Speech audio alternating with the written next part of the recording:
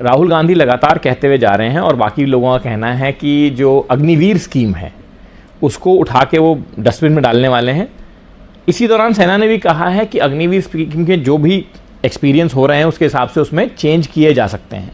Agniveer scheme को लेकर के आप कितने आश्वस्त हैं राजनाथ जी बतौर? मैं पूरी तरह से आश्वस्त हूँ कि अग्निवीर हमारी जो स्कीम है वो पूरी तरह से सक्सेसफुल है और ये सक्सेसफुल रहेगी, मेरा पक्का विश्वास है। क्योंकि मैं समझता हूँ कि हर व्यक्ति ये चाहे, मैंने हर देश ये चाहेगा कि हमारे सेना में यूथफुलनेस होनी चाहिए। एक जिसे कहता है युवापन, यूथफुलनेस को या क्या कहेंगे, ये सदैव बने रहना चाहिए। एक तो उद्देश्य इसके पीछे यह था। दूसरा उद्देश्य यह था कि हमारी समाज में भी कुछ एक ऐसे डिसिप्लिन एक फोर्स रहनी चाहिए, जब सीमा की सुरक्षा के लिए जब आवश्यकता जब भी हो तब उनको समाज से भी उठाकर जो है सीमा पर उनको तैनात कर सकें, हम उनके सेवाएं प्राप्त कर सकें। तो यह बताइए क्या ऐसी एक फोर्स हमारे देश में होनी चाहिए? यह तैयार करना यह कोई अपराध है? क्या हम लोगों ने कोई यह गलत काम किया है?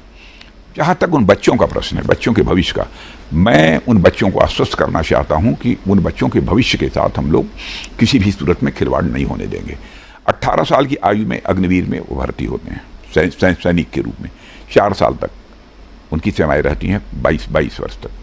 जब वो हाई स्कूल सर्टिफिकेट पर जब आते हैं, निकलेंगे, बट नेचुरल है उनको इंटरमीडिएट की सर्टिफिकेट देंगे और साथ ही साथ एक कौशल स्किल का भी एक सर्टिफिकेट उनको प्रोवाइड करेंगे। उनके हाथ में कुछ लाख रुपए होंगे, 13 लाख, 14 लाख, 15 लाख के आसपास, एग्जैक्ट फिगर मुझे इस समय ध्यान में नहीं है, वो उनके हाथ में वो होंगे।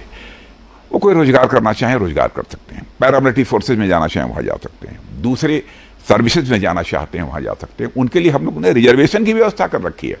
ऐसा नहीं है कि उनको कोई इग्नोर कर सकता है। यहाँ तक कि बहुत सारी प्राइवेट इंडस्ट्रीज ने यह कहा है कि हम अग्निवीर के जवानों को जो बाहर निकलेंगे उनको हम अपने यहाँ प्रायोरिटी देंगे, उनको हम भी अपने यहाँ रिजर्वेशन का प्रोविजन कर रहे हैं।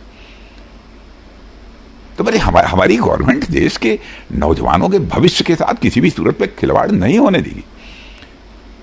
तो आपको लगता नहीं कि कोई चुनावी मुद्दा है कि लोगों युवा में नाराजगी है इस बात को लेके?